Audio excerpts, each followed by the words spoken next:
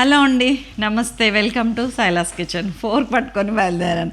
ఏదన్నా చిత్ర చేయడం అంటే మనకి ఎంత సంతోషంగా ఉంటుందో కదా. ఈ దోసకాయలో ఆ ఫెసిలిటీ ఉంది ఈ రెసిపీలో. దీన్ని నేను సొరకాయ ఇలా కాదు, సొరకాయ ఇగురు చేశాను ఒకసారి ఇట్లానే హోల్స్ పెట్టి. అది నెక్స్ట్ లెవెల్ టేస్ట్ అండి. ఒకసారి చూడండి మనది. సొరకాయ పులుసు లాంటి ఇగురు అని ఒకటి చేశాను. అండ్ దెన్ రీసెంట్గా బీరకాయ నువ్వుల కారం వేసి చేశాను. అదైతే అందరు ఎంతమంది అప్లాస్ ఇచ్చారో. అలాంటిదే ఒక రెసిపీ, దోసకాయ నువ్వుల కారంతో ఇగురు కర్రీ. అంత బాగుంటుంది, అట్లా షిష్ అనేంత బాగుంటుంది. ఫస్ట్ ఎలా చేయాలో చూద్దాం.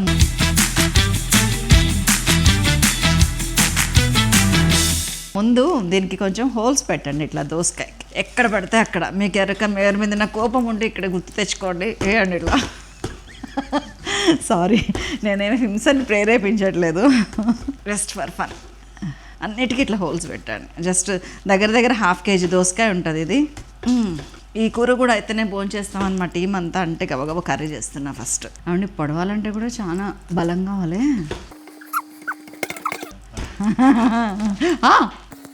చాలు తీసేయండి. దిబ్బడి కాల్చడమే. స్టవ్ ఆన్ చేస్తున్నా. ఇట్లాంటి రేక్ లాంటిది ఏదైనా పెట్టండి. దోసకాయ పెట్టండి, 2 దోసకాయలు పెట్టండి.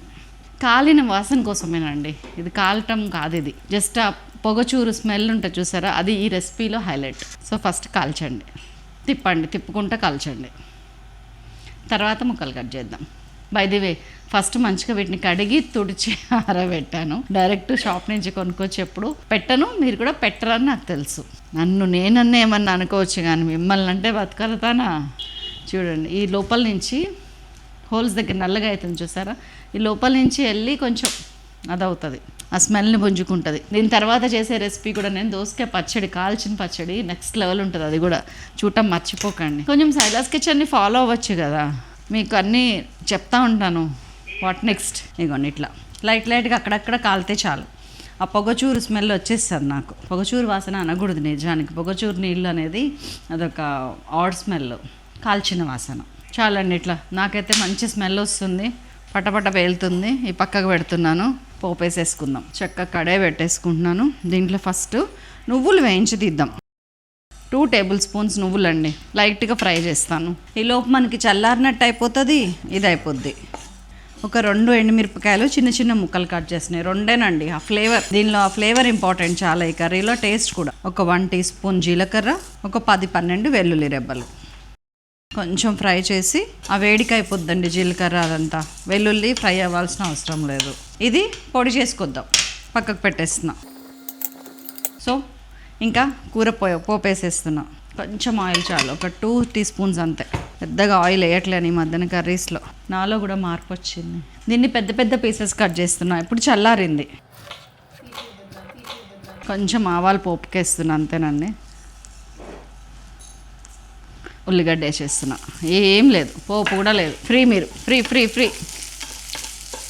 పచ్చిమిరపకాయలు ఒక 3-4, అది కూడా వేయకపోతే మీరు కొడతారని వేసా. కొంచెం ఫ్రై అవ్వడానికి ఉప్పు వేసేస్తున్నాను, ఒక 1/2 teaspoon.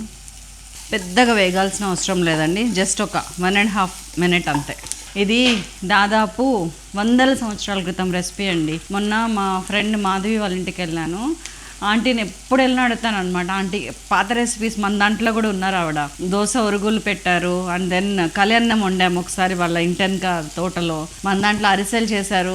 ఆంటీ వాళ్ళ ఇంటికి ఎప్పుడు వెళ్ళినా అడుగుతాను, ఆంటీ ఇంకేమైనా రెసిపీస్ చెప్పండి ఆంటీ. మొన్న నిమ్మకాయ పచ్చడి ఉడకబెట్టింది కూడా వాళ్ళదే రెసిపీ. మొన్న వెళ్ళినప్పుడు నాకు 2 రెసిపీస్ చెప్పారు, అందులో ఇదొకటి. ఇంకోటి నేను చెప్పానుగా. సో చాలండి, ఇప్పుడు మనం కట్ చేసి పెట్టుకున్నాం దోసకాయలు వేసేసుకుందాం.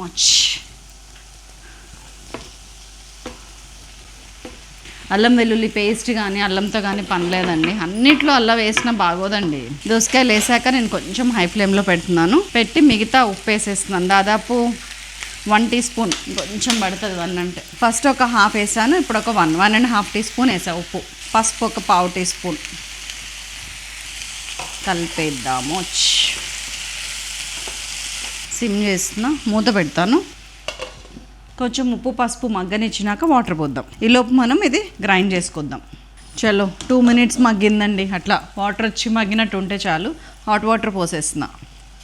జస్ట్ కొంచెమే పోయండి, దోసకాయ ఉడకటానికి అంతే. ఇది హాట్ వాటరే పోయాలని లేదు, కూల్ వాటర్ కూడా పోసుకోవచ్చు నార్మల్ టెంపరేచర్ది కూడా, కానీ హాట్ వాటర్ పోస్తే అదొక కనపడని రుచి. అంతే, మూత పెట్టేస్తున్నా, సిమ్లోనే ఉంచా.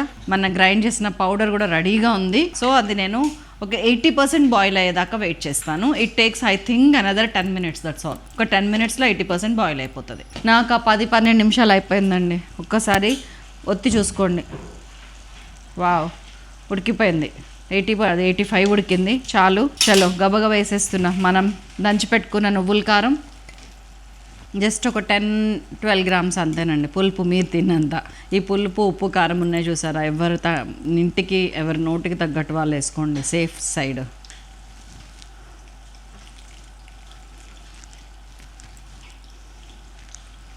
దోసకాయ కారం పులుసు. ఇప్పుడు మీరు కన్సిస్టెన్సీ చెక్ చేసుకోండి, మీకు వాటర్ పడుతుందా లేదా అట్లాంటిదంతా. కారం చెప్పాను కదా, మీరు తిన్నంత. చాలు. ధనియాల పొడి 1/2 teaspoon చాలు, ఎక్కువ వద్దు. జీలకర్ర పొడి 1/4 teaspoon చాలు, ఎక్కువ వద్దు. ఒకసారి కలుపుతున్నా.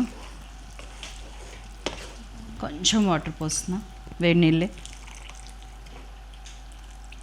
ఒక 50 to 75 ml అండి. ఏం వాసన వస్తుంది తెలుసా అసలు. చెయ్యండి రెసిపీ. దోసకాయలు చాలా మంచిది, వస్తున్న ఎండాకాలంకి హైడ్రేటెడ్ ఉంచుతాయి బాడీని. ఒక్కసారి ఉప్పు చెక్ చేసుకోండి ఈ టైంలోనే. అన్నీ వేసేసాం కదా, కొంచెం పడుతుంది. కొంచెం వేస్తున్నానండి, 1/4 teaspoon. అంతేనండి, దోసకాయ ఆల్మోస్ట్ 85% 90% ఉడికిపోయింది. జస్ట్ 1 minute కొత్తిమీర వేసేసాను. ఒక్క 1 minute మూత పెట్టి ఇట్లా కుత చింతపండు పచ్చి అయిపోతుంది కదా, అందుకు ఉడికిందండి. ఒక 2 minutes చాలు, ఆ వేడికే అయిపోతుంది. ఎందుకంటే నాకు దోసకాయ మరీ పేస్ట్ అవటం ఇష్టం ఉండదు. అది తిన్నప్పుడు ఇట్లా కొంచెం కరకర అనాలి. నేను చూపిస్తాను మీకు ఎట్లా ఉడికిందో దోసకాయ.